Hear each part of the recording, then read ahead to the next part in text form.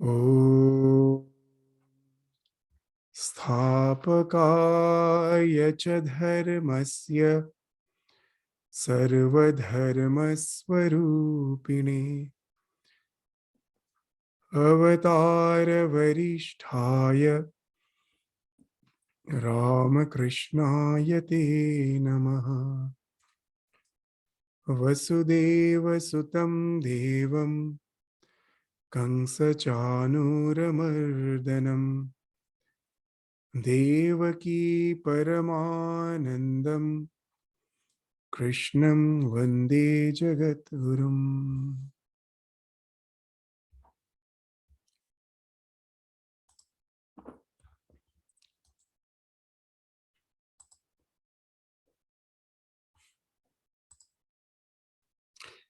So in the last class, we were studying the 39th sloka of the second chapter of Bhagavad Gita, where we find that Bhagavan Sri Krishna is introducing the two paths which was prevailing in those days. Now, in Bhagavad Gita is a scripture of synthesis. As we proceed through the various chapters of Bhagavad Gita, we will find that the most significant and wonderful work in the spiritual domain which Sri Krishna has done is the synthesis of all those paths in such a way that by synthesizing them, we can, and adopting them in our life, we can accelerate our spiritual journey and we need not be one-sided. As Sri Ramakrishna used to give a very nice example, that the human body is like a flute. The flute has many holes. You have to use your fingers over those holes to bring out the music. Now, if someone presses all the holes and keep only one hole open and goes on blowing on the flute, what will come out is just a noise. It won't be a music. You have to learn the art of using all the holes with your fingers. And then only you can play music on the flute. So what he's indicating, the human body is like that flute. There are various faculties. We do have emotions. We have intelligence. We can concentrate. We can focus. Of course, we can do actions. And that also with ingenuity, with our intelligence, with all our practical faculties. So many faculties we have. But if we become one-sided, I say no, just I will sit down and discriminate that what is real and what is unreal, and I will get established in my real nature. I have nothing to do with the external world. So that speaks of one-sidedness. And it will result only in noise. It won't be a music. You may say, is there any proof of it? Yes, the Indian history of 1,000 years is a proof of it. We will find that in the Vedic ages, there was a wonderful synthesis as per the Purusharthas are concerned. Abhyudaya and Nishreyasa. Abhyudaya speaks of social upliftment. Nishreyasa speaks of your own spiritual regeneration. They were both going hand in hand. And that's why we find that all the scope for all development of all the faculties were there. So that's why we excelled in all the fields. As an Indian, they excelled in all the fields. Now we find the stress is on using the name Bharata. Now, it's very interesting. The word Bharata, if you go to the etymological meaning of the word Bharata, it actually doesn't mean a particular geographical place. It's any society, which is a knowledge society, is Bharata. The word Bharata means, Bha means effulgence. Bha means effulgence. Knowledge speaks of effulgence. Rata means endeavor. The thing in which you are engaged is Rata. So the society which is engaged in the pursuit of knowledge, it may start with Apara Vidya, with the lower knowledge, as in the Mundaka Upanishad we are studying, with all the fields of our activities. But at the same time, it also gives the scope for the Paravidya, where I can dive within in search of my real nature. It's a question of evolution, where as I evolve, instead of suppressing, I give a free movement, a free adventure to all those faculties. And what we find is the growth of the personality as a full-fledged personality. And that can accelerate the process of our spiritual evolution. For that, again, we will take the example of Sri Ramakrishna. He used to say in the olden days, how it accelerates the process when I'm using all the faculty. It not only helps me to get rid of one-sidedness, it does not only makes me to get rid of all the biases, it also accelerates the process. You may say, well and good, I am biased, but I agree I am biased. But what it has to do with my spiritual growth? You may censor me as a biased person, but I am busy with my spiritual growth. But again, we can say that if you get rid of the bias and the music comes out from your life, when you're using all the faculties, that will accelerate the process of your spiritual journey. Sri Ramakrishna used to give a wonderful example. In the olden days in the village, when the goldsmith is smelting the gold, so there was no modern technology. So what he used to do, for smelting the gold, he needs a very high temperature. But just the ordinary fire cannot yield that high temperature, cannot give that high temperature. So what he used to do, he used to have a long pipe through which he used to blow that fire. Not only that, in hand, he will hand some bellows, some fans. With that, he's fanning. That also was not sufficient. In his leg, there were some paddles, and that paddles was again fixed to some big fans, bellows. So he was paddling. So he is using his mouth, his hand, his feet, everything. And then he gets that optimum temperature to smelt the gold. So all the faculties is being used. And then you find that you're getting that optimum temperature to smelt the gold. So when God has given us so many faculties, why not use them? Why be one-sided? That will help us to have a development of our personality, a full-fledged personality, and at the same time, it is going to accelerate the process in our spiritual journey. So with this idea, let us just enter into the discussion again. The 39th sloka which we studied was Tesha Esha te abhihita sankhye buddhir yoge tvimang srinu buddhya yukto yaya partha karma bandham prahasyasi. Esha te abhihita sankhye. As an introduction, we find Bhagavan just opened up the portal of the awareness of the self. That Arjuna was just thinking just from the worldly perspective, that they are my relatives. How can I fight against them? After all, is all going to result in destruction. And that was not opening, that was not able to give him the answer to the problems of life. He was a bit confused. He never knew what was to be done and what not to be done. And that's why we find he's taking refuge in Krishna. And Krishna, at the very first, what he did, he opened up a new portal. There is something called self. From that awareness, from that sense, from that perspective, when you look at the thing, you will find everything is justified. We were studying that.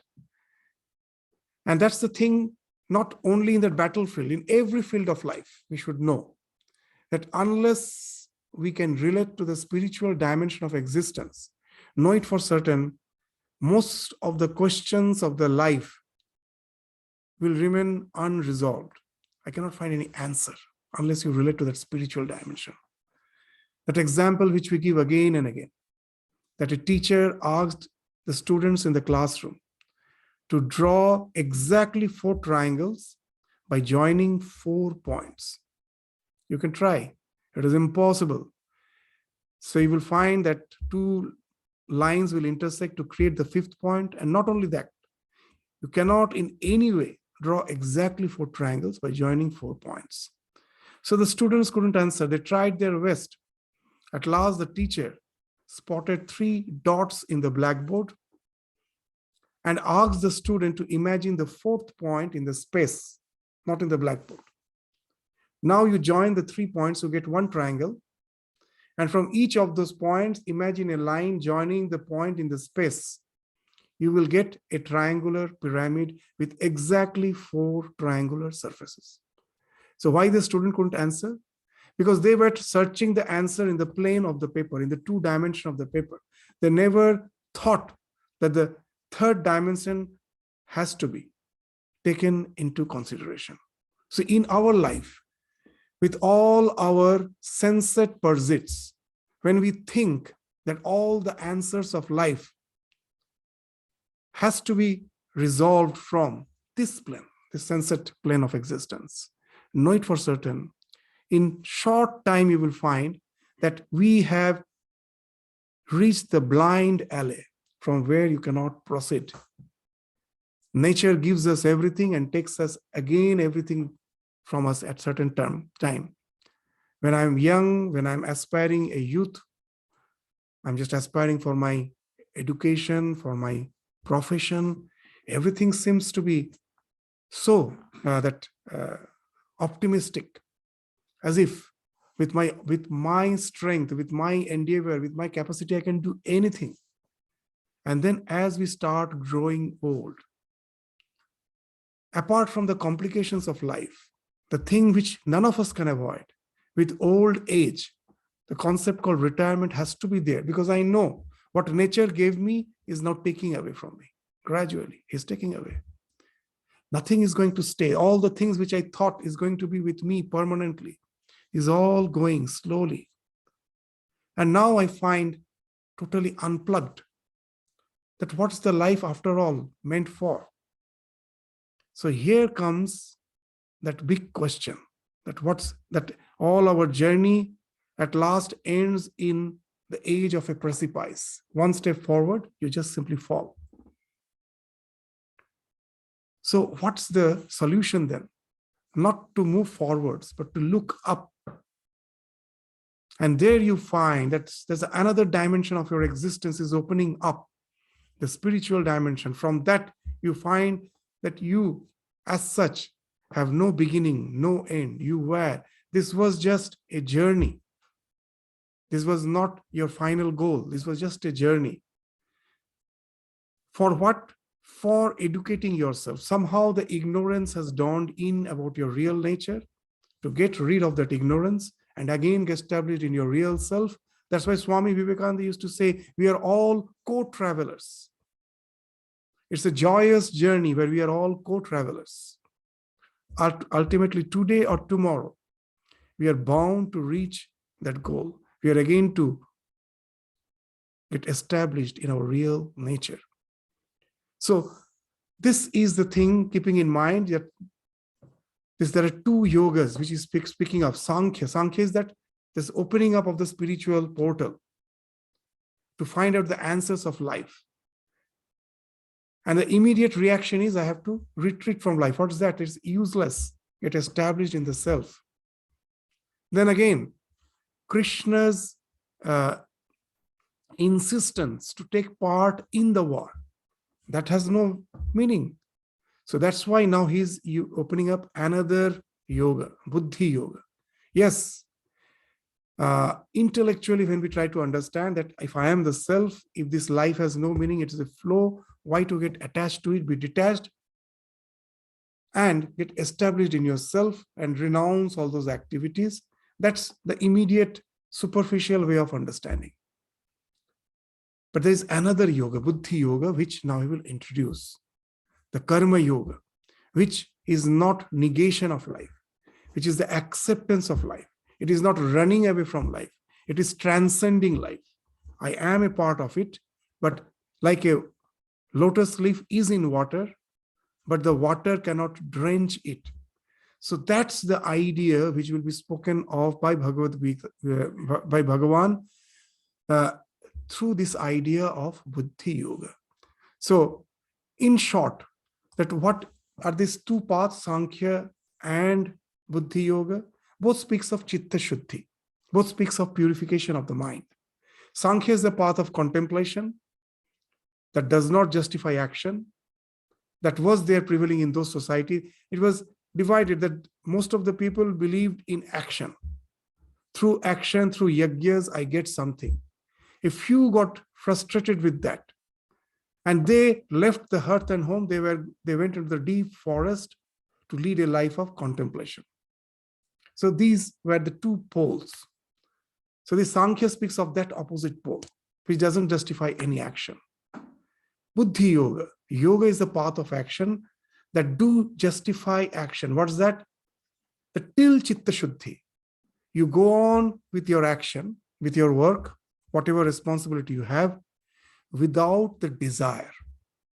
How it will help? That as in the last class, we were giving the example, that just to stop my action and to get established in myself is very difficult. If we try, we will find out that it is almost impossible for most of us. Then what's the way out? We all have something called karma vega.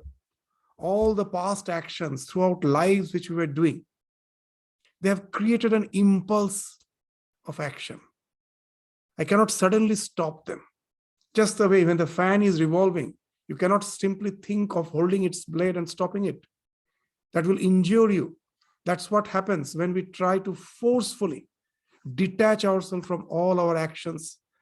Our instincts are so strong that creates a tremendous turmoil in our psyche, and that can derange us. Then what's the way out? Then the way out is just the way we really off the fan. It's not by holding the blades. What we do, we just switch it off. So switch off the desire. Let the action go on. That the constant hankering for results, let that let us take care of that. Let us try to be detached from the desires. That as we were mentioning, that seek not, avoid not. Let that be the motto of our life. As Swami Vivekananda used to say, renunciation does not mean just to stop seeking.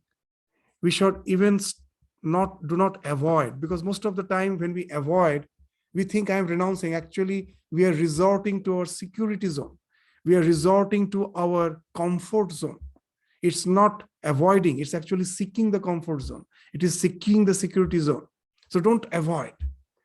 Then what should be my attitude? That yes, the Lord has placed me in this life. It is not that I who will, as per my will, I am at a particular stage of my life.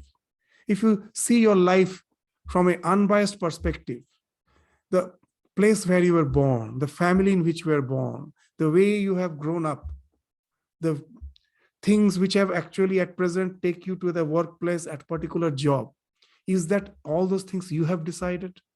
You will find that it's all in the course of your life, it is happening. So there is a much higher power than my individual life, which is guiding my life. It is taking me. So I neither seek nor avoid. It's because by seeking, I never got anything. I wanted to be something, I became something. That's what happens with most of us. So neither seek, just at what stage of life the Lord has kept you, I have full control over that present. What has happened, I have no control. I cannot change it. What has been done has been done. So let the dead bury the dead. Forget about the past. Forget about future, not in the way of, we should all have a plan that what the future should be. But stop worrying about the future, because my worrying is not going to change my future. Just by simply sitting and worrying about my future is in no way helping me to proceed in life. Because they say very nicely, worrying is like a rocking chair. You do something, but you go nowhere. In the same place, you are just rocking. Worrying is like a rocking chair. It helps us in no way. So what I can do, I have no control over the past, no control over the future, but I have control over the present. This moment, how I will use this moment, how fruitfully I can use it, that is in my control. If I I'm a student, whether to focus on my studies at this present moment is in my control. If I'm a professional, the work which I am entitled to do, whether I'm doing with full concentration, full focus, applying all my skills with full perfection, that is in my control. So let the action be performance oriented, not result oriented. Because however you may think of the result, there are so many factors apart from your own effort, which is the collective aspects are there, over which you have no hand. So I don't know what's the result going to be. So what's the use in bothering about it? Seek not, avoid not, be performance based, not result based, and jan sadhan tan siddhi, where whatever I am doing, at that moment, I should forget about all the goals of life. God realization, getting promotion in my job, let me forget. Just to do this work perfectly is my only goal. That's my jan sadhana. Whatever you're doing, sadhana, tan siddhi. That speaks of the perfection. There only. Just to do it perfectly, let that become the goal. And if you find that the expectation is lurking in your mind, again and again, consciously offer the result to the divine. Oh Lord, you have kept me in this position. You have given me certain faculties to deal with this situation. You have kept me in a situation and you have given me some faculties to deal with the situation. I do it to the best of my capability and there it ends. What's the result? Again, it's in your hand.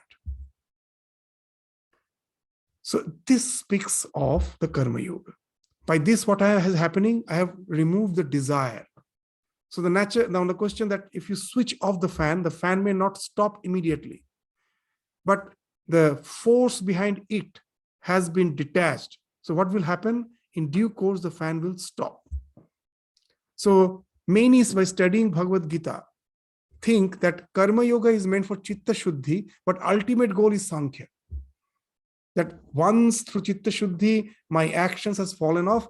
Now I am to retire and just meditate on myself. The actions fall off because now it is not going to derange me.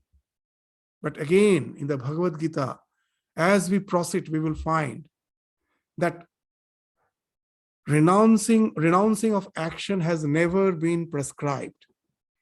When you get detached, then though your body, mind is doing action, but something within you is constantly aware of the fact that it is not me. As a part of the nature, the body, mind is going on with its action. I am just the witness. So in spite of the fact that action is going on, you are actually not acting. That is the real idea of this becoming, going beyond transcending action. It is not really stopping of the action. The action can go on as per the plan of the divine, but I can develop that sense. It is not me who am working. To give an example, Swami Ramakrishnananda, one of the direct disciples of Ramakrishna, he is the Swami who established all the centers, most of the centers in South India. He was a very active person, did a lot of work. And when someone used to ask him that how is it possible for a person to do so much of work? And his reply was, does the pen ever say, I have written so many books? The one who is holding the pen, he's writing. So don't ask me, I'm just the pen. There is someone who is holding me. So that's the idea with which what happens when you get established in it. First you were Aro Ruksha, you were trying. When I find that behind all my actions, the selfishness is there, the self-interest is working, I am trying to transmute it to the divine. So that is the endeavor that speaks of Aro Ruksha. When I have accomplished that, when I find that there is as such no expectation behind whatever I do, that doesn't entail that action should stop. Now you are Yogarudha. The action can go on. As Swami Vivekananda used to say, I am a voice without form. That's so much of this wonderful lectures he has given when he was in the West. It was a new revolution started that the Hinduism was introduced in the West. But he himself was convinced of the fact it is not he who is giving that, delivering that message. He is a voice without form. It is the Lord who is talking through him. It is not that form, the form of Vivekananda, that is delivering the lecture. So this again speaks of that yoga rura. You have transcended, the actions goes on. The divine is working through you. It is not you who are working. So with this is the idea which we have to keep in mind if we have to make a sense of the entire Bhagavad Gita. We need not just take up one chapter and just decide on it. As we proceed, we will find that this idea of the divine worker has been established in the Bhagavad Gita. As we proceed, you use all your faculties. But know it for certain, it is the Lord who has kept you in certain position and situation of life, and you use all your faculties to do the thing which you are doing, and don't hanker after the result. At last, Lord knows what is going to be, what is going to happen. So this is the basic idea by which our life should be guided. And that also especially in this age.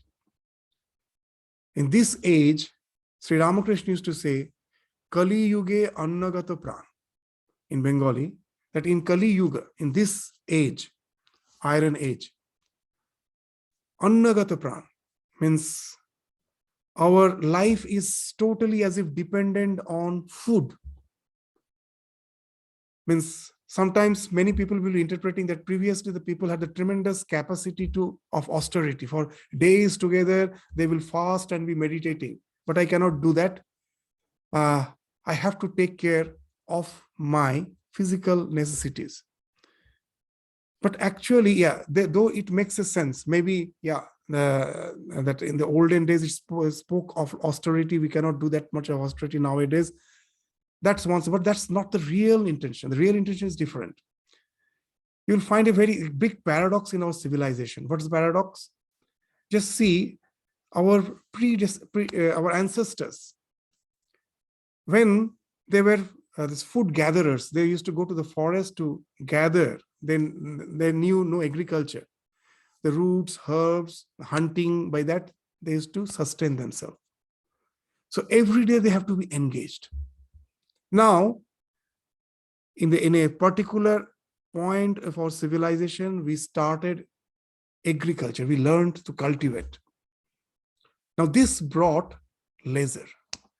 At a particular part of the year, we cultivate the land. We get sufficient yield that we can store, and with that, the rest of the year, we need not have to go out to the forest. We can sit in one place and enjoy the fruit of our labor. But with that, another problem came. When every day you have to constantly think of your food and shelter, you cannot think of any higher purpose of life.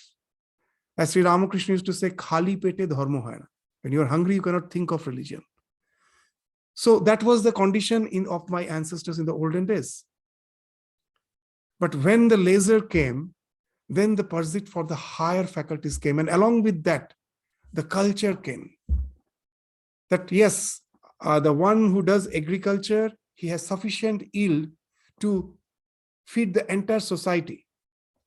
But he won't give it for free. That when the rest of the time I am free to keep me engaged, there are the one who are the authors writing books. Some are singing that. The katha, there's all the singing of the epics and all various musical instruments. And along with that, the thought of what's the purpose of life. All this came along with the leisure. The leisure brought the culture.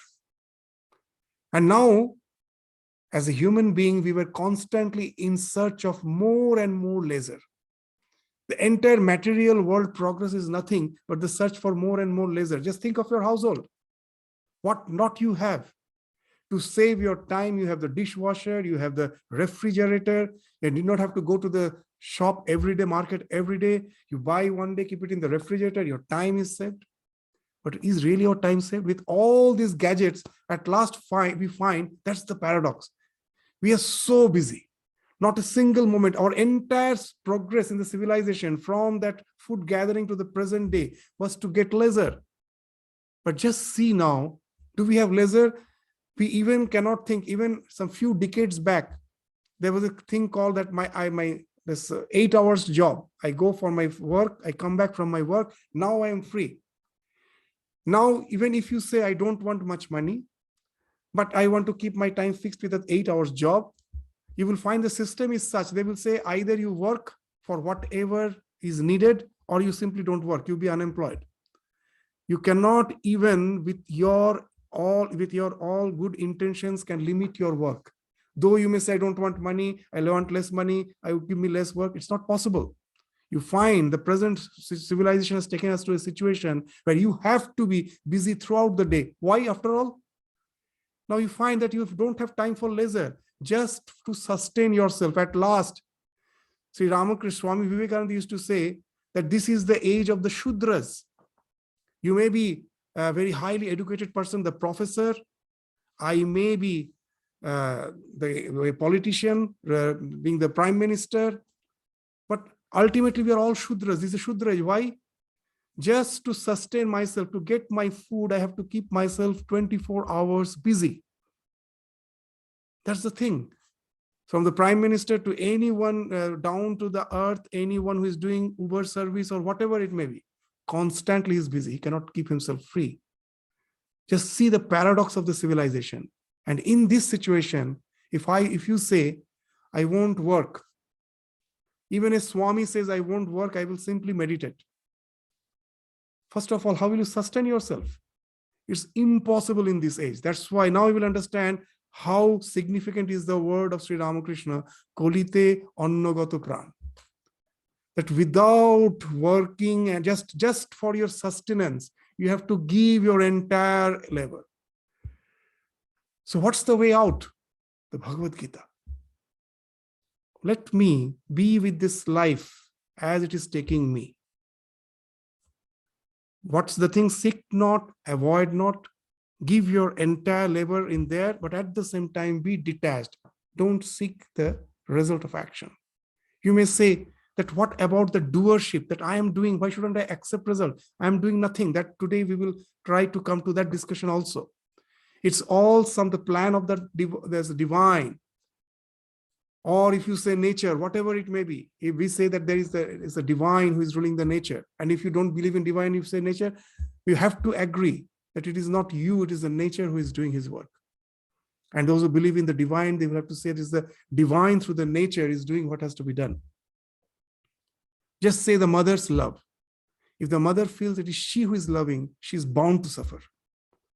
When the child grows and finds the child is not behaving the way the mother thought, she was going to suffer. But if she thinks that love is something implanted in me, I cannot help myself, I have to love. All the mothers have to love. We have been created in such a way. The love has been implanted. The God, to take care of his creation, has implanted love in the mother's heart. She has to love. So that it is not my child. That they came through the parents. They are not, they're the channel. The parents are just the channel through which they came. And God has implanted love. With that, they have to be taken care of. But at the same time, as in the last class, we were saying that in a mango, you cannot think of watering a mango plant and getting apples there. Mango will yield mango. As per the sanskaras of that child, he is going to have his own course of life. My duty was to nourish. I have nourished. So that with this simple example, we can understand that what karma yoga means. That God has given me some faculties. He has kept me in certain position of life. With that, I do my best and don't expect the results. And that is going to create the detachment. The spiritual evolution comes through that. It's not the external actions. What's the attitude behind the actions? That speaks of the karma yoga. So the next sloka, this, the 39th sloka which we studied, we were still discussing from a different perspective. The next sloka is something very interesting. What's the special merit of karma yoga? Neha abhikrama nasha asti. Neha abhikrama nashosti. Na iha abhikrama nasha asti. We will try to come to the meaning. The Sanskrit is a very beautiful language. The way they use the words, and that speaks the entire philosophy behind it. Neha abhikrama nasha asti. Neha abhikrama nasha asti.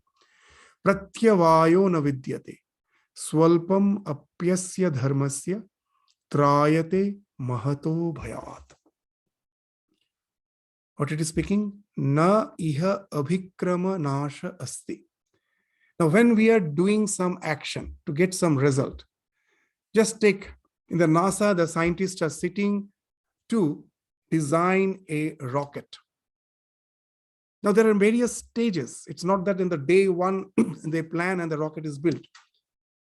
Or just say, even you are about to build a house. There are so many stages. First, you plan, then you call the architect. As per your plan, he will prepare a blueprint.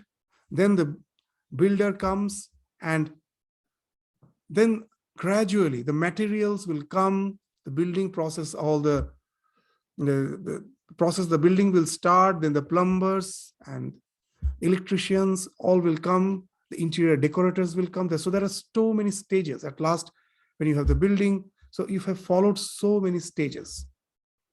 But in the last stage, when you go and somehow you find that somehow, for some reason, you cannot use the building for which you were supposed to use that building. So there is some difficulty with your permit. Then what happens? The effort from day one to all, it's all zero. So abhikrama means steps. Nasha means it's all annihilated. What happens when in the NASA, the scientists, or anywhere that they're preparing a spaceship, from the day one, they followed so many stages. At last, when the rocket was launched and immediately it was a failure, then all the steps they have followed is a failure. So here Bhagavan is saying, but karma yoga is such that all this little efforts you are taking to get established in this yoga, that you are trying to seek not, avoid not, do your actions perfectly, don't seek the result. Now, whatever may be the result, if it is failure or success, irrespective of that fact, you have gained something. What we have gained, that's the thing we have to understand. So this abhikrama nasha, objectively, there is a success failure. If it is a failure, then this abhikrama, there is a nasha. All the sequence I followed is of no use. Pratyavaya, and it becomes a contrary result. What's the contrary result? I was supposed to be on the surface of the Mars, but I find that the spacecraft has broken, and all the money is wasted, and I have landed nowhere. So the result is just the contrary. Pratyavaya means contrary results. Evil results follow. As all the sequences gets destroyed, and the consequence is something just the opposite it was supposed to. So as per the objective result is concerned, that happens with all the actions which meets failure. But here, Bhagavan is saying, Neha abhikrama nasha asti pratyavaya na vidyate. Swalpam apyasya dharmasya. Those who try to practice even a little, that results in trayate mahato bhayat. That the fear in this life of not meeting the goals which I have, this fear is constantly there in our life, in all our endeavors. So this inescapable trauma, I can get rid of it just if I change my attitude. What's the attitude? Not to be just looking at the results of my actions objectively, but it has to be seen subjectively. How that now let us try to understand what Bhagavan is saying here. So now any action has two aspects. So there is an objective aspect and the subjective aspect. The results of any action. What's the objective aspect? It's the outcome. Either it is successful or it is unsuccessful. There's a subjective aspect. What's the subjective aspect? whether it is successful or unsuccessful. In the process, I have gathered some experience. There's a subjective aspect. And not only that, I have developed some samskara. That while doing that I found that my distractions have stopped. Previously, so many things used to lure me. When I thought that this is the project which I have to take care of, naturally, I found renunciation was natural. The more I focused on it, the other things has fallen off. And I've developed a good sanskara. That now I find joy in some higher pursuits. I need not have to be slave of my senses. I find joy in some higher pursuits. So you have formed some beautiful samskaras, some beautiful latent impressions.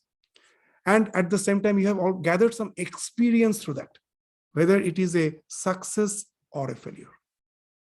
So that's what Bhagavan is indicating. That when you resort to karma yoga, seek not, avoid not, do with the intention of performance-based, performance-oriented. You do with total orientation is a performance. I do it perfectly. In the process, you're gathering experience. And what is happening? I am developing a samskara, new samskara, liking for that. You will find that when this APJ Abdul Kalam, in his autobiography, The Wings of Fire, that's a book, in that he's mentioning that though his project was failure for the first time, the second time, now in psychology, they speak of flow psychology, but I found the word flow much earlier in APJ Abdul Kalam's writing. He told a very interesting thing, that the flow was not something which to be experienced only within us individually. You can experience it as a team. Sometimes you will find when you are trying to develop a project as a team, the team develops experience. And not only that, in time you find that no one has to be instructed. All are doing the things they're supposed to do, and everything is getting synthesized, synchronized to create a wonderful flow where the outcome is going to be better in the next attempt. So whether it is an attempt to launch satellite, whether it is in the process of developing any vaccine or drug, everywhere you find that the failure, the people in the newspaper, the failure will be written, that so much money is being wasted. That's something visible. Money is wasted, effort is wasted, is visible. But what all these journalists cannot see is the experience which I've gathered. That's not tangibly visible.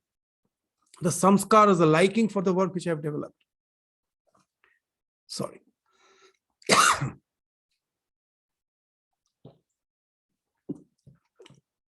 And that's the thing which is not going away even with this life. Sorry.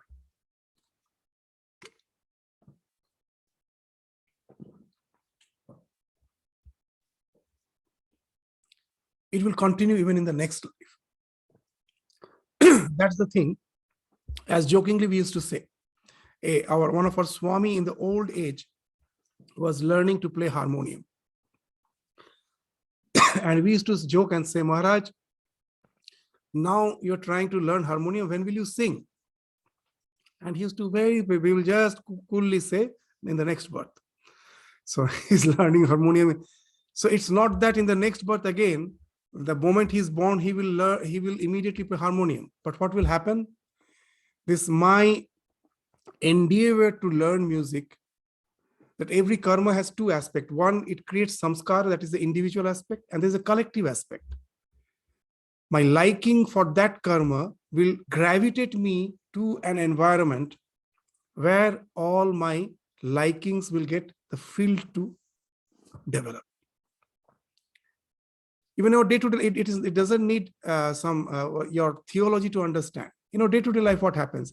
A student who has developed liking for studies, has developed liking, that speaks of the sanskara, that gives him good grades. And with the good grades, he gets admission in, say, engineering college or medical college or in law somewhere. Now, it is not his karma which resulted in that huge college, university, that with that all building. It is a collective effort of the entire humankind. My action created the samskara, that's the individual aspect, And what is the collective aspect? That's already there. I am just simply being gravitated to that. So similar thing happens in our life. That kshine, in Bhagavad Gita, in the 6th chapter, in the much later chapter, we will find Bhagavan says that even if you don't succeed in this birth to evolve spiritually, to reach the perfection, in the next birth, you will be born in a family where you get already the proper field to evolve further. That Sukhinam Srimatam Gehe Yoga Bhrashto Vijayate. It will come. That in the house of the prosperous, in the house of the Sukhi, where they have that integrity to maintain the peace in the house. In such a house, there are so many houses with all your intelligence, with all your skills. Sometimes I think it is I who have achieved everything in my life. Is it the fact? The family in which I was born, isn't it a big factor? If my father and mother was fighting, quarreling, shouting at each other, what's the environment I would have got? Or with all my faculties, would I have ever succeeded in life? Impossible. That environment is a big factor. So I will be gravitated to that Sukhi family, where all knows how to keep that integration, peace. Srimatang, there will be sufficient prosperity in that house, because we know that poverty can handicap us like anything, can just make us handicapped in spite of all good intentions. So you will be gravitated to a situation where you find the situation is something which is favorable for the growth of all the faculties which you have grown. So now you will understand why he's saying that there is no question of this pratyavaya and avikramanasha. As per the objective aspect is concerned, yes, all the actions which you are doing, that whenever it is unsuccessful, it is bound to have that avikramanasha. All the steps which I follow is of no use. Again, I have to start from square zero. And the next thing is that the results which I was supposed to get, I got the contrary result. Everything was wasted. But here, the subjectively, if I'm not this result-driven, result-oriented, if I am just doing it with a spirit of karma yoga, I'm gaining something. That experience, the samskaras, that will be with me and that will help me in the next birth in two ways. It will give me the favorable circumstances, and another way, my progress will be much faster. That here in this life, most probably I wrote many books. That doesn't mean in the next life I will be born with that knowledge. Again, I have to start from ABCD. But the process will be very fast. Why? Even in our these things all are very interesting. Even we should try to understand in this from we will try to relate it to our day-to-day life. Sometimes as parents, we think that students should always be focused. If they just go for a little relaxation, especially from the Asian background, the tiger mothers never will allow the child. No, you have to sit for study, no relaxation. But sometimes we don't understand that it harms. Some relaxation is required. Why it's required, that we will try to understand. And that has to do with this, that pratyavaya and avikramanasha. That subjectively it is not there, it is happening. What's happening? That learning happens through two processes. One, when I'm focused, I'm gathering information. And when I'm focused, I'm gathering information. But when you're relaxing, all those informations which you are gathered, they will be, there is an interplay of all those things going. The processing of that thing is going on. That is not your effort. That goes on when you are relaxing. And what idea will clog on to one idea to really create a tremendous leap in invention? We don't know. All the inventions happen that way. Very interesting thing you will find, the Indian students, the Asian background students, they do one thing. Even in Australia, you will find in the 12th standard result, it is the Asian students who are really excelling. But if you go to the university, you will find it's the so-called from the Western background. They start really excelling. They just start beating the Indian students or the Asian students. Why it happens, you know? So for till class 12, the rotting is important. I've done that, but I've never given importance to that processing. The so-called from the Western background, he was relaxing. So in the 12th standard examination, we find that most probably has not done that well. The grades are a bit low. But when the question of inventing something comes, that processing factor, which we have never taken care of, that is a very important aspect, which we have not grown. That comes through that relaxation. And then the processing helps us. Just you will find in dream what happens, just how that processing happens is very interesting. Most of the processing is useless. Most of them are waste. But out of that, when you allow that waste, one or two accidentally can be wonderful. Just what happens when in the dream, suddenly I see a golden mountain. And I know it's a dream, it is useless. What has happened? I have the idea of gold, I have the idea of mountain. In the dream, when my conscious mind is sleeping, unconscious mind is active. The restless child, all are mixing with each other. The teacher has gone out of the class, all the students are jumping, frolicking. That's what is my sleep state. Then dream state, in the waking state, I am sitting, the teacher is there, so it is taking care of all the subconscious ideas. They don't allow them. So he is there, the conscious mind is controlling that. When I'm in sleep state, when I'm dreaming, it's not that the entire mind is inactive, it is only the conscious mind which is sleeping. Now the unconscious mind, like all those restless children, starts just intermingling with each other. Most of them are waste, like that golden mountain. It has no meaning. I saw a golden mountain, what it has to do. But most of the discoveries happened in the relaxed state. Out of all those useless mixing up, some mixing up can speak of a leap in our invention. And that has happened in the entire world of science. You will find that's how all the discoveries happen.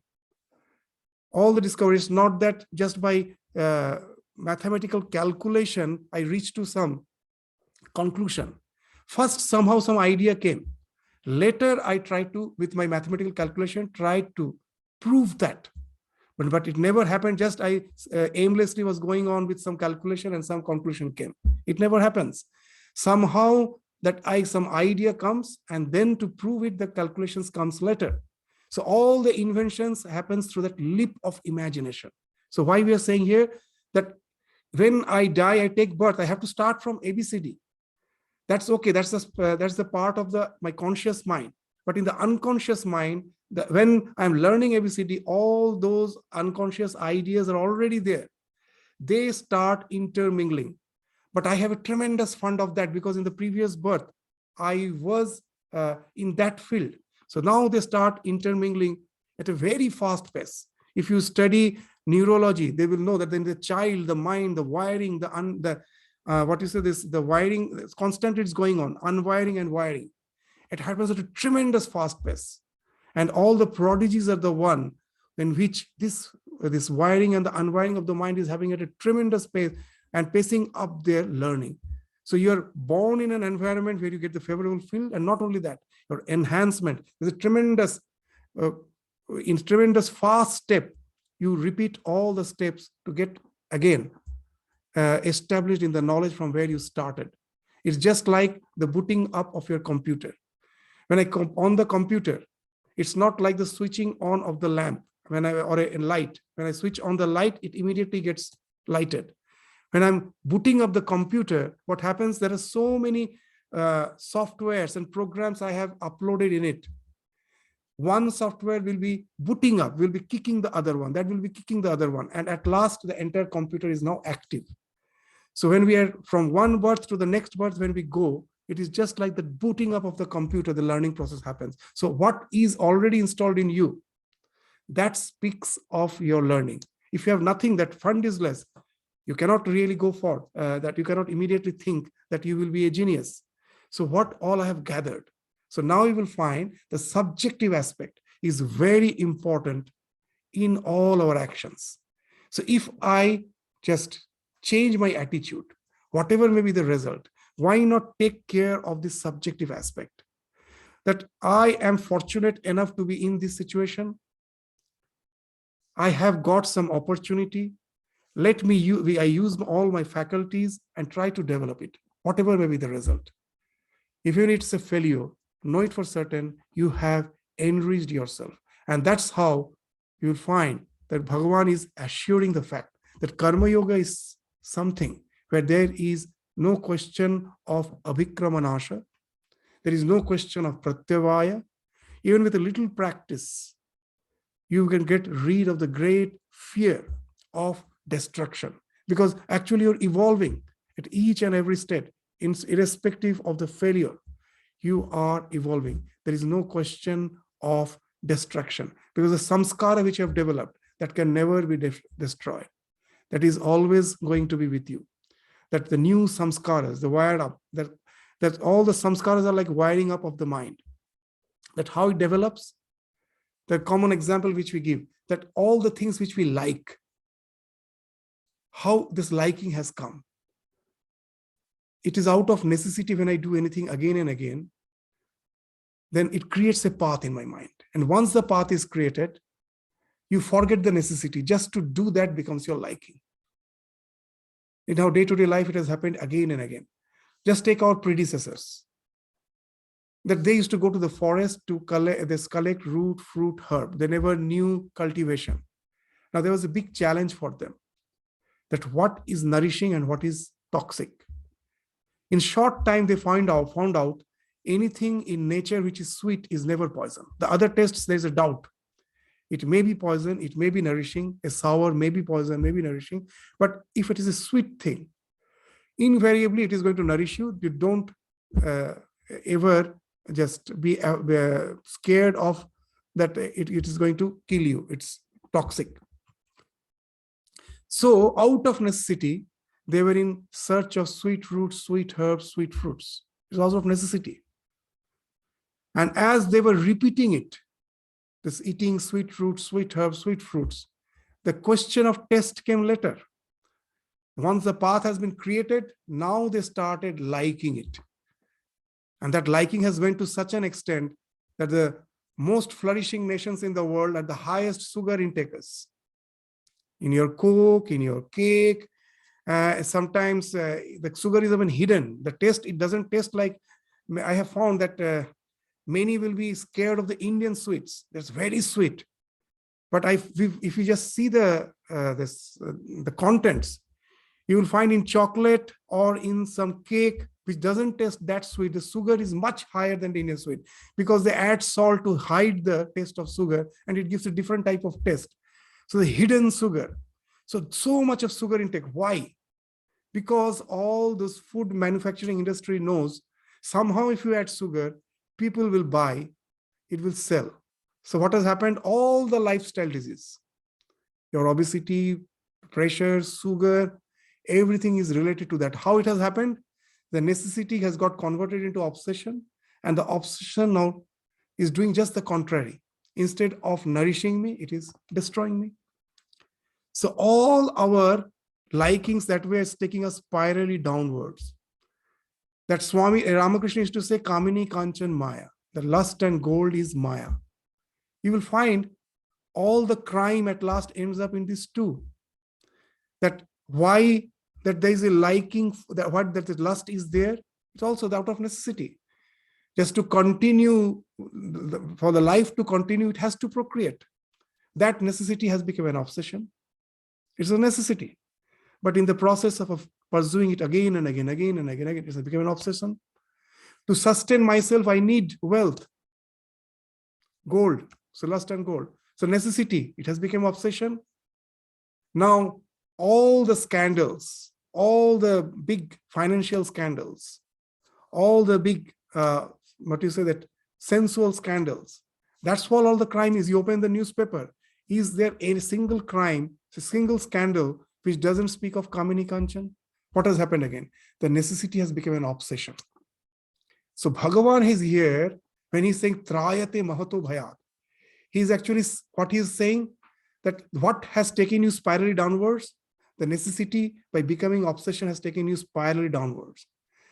But you need not follow the default mode. You design, you use the mind. You know the mind has that drawback. Today's necessity will become obsession. So use that drawback to take you spirally upwards. It takes you downwards. How? that develop a liking for nishkama karma. Develop a liking. You are designing your mind that this is not there, because in the entire process of evolution, I was doing for some selfish end. Come out of that. Try to do repeatedly. That's the aruruksha. That though my entire body is revolting, no, I won't. I will give the collective interest more importance than my own subjective, than my own selfish interest. Let me be, what you say, that nishkama. I'm not in pursuit of the result. I do my work perfectly, and there it ends. Let this become your repetitive effort. This also is going to become an obsession. That's the process of the mind. But this obsession will take you spirally upwards. All other obsessions has taken you spirally downwards. Now you will understand that why it is being mentioned, trayate mahato bhayat. It is going to save you from destruction, because it will take you spirally upwards to spiritual illumination. So that's the catch of this phrase, trayate mahato bhayat. Even a little practice, that sanskara, this sanskara will take you spirally upwards, not like the others, which is going to destroy you. So with this, we stop our discussion today. Let's take up the next sloka again in the next class. Thank you all. Namaskar.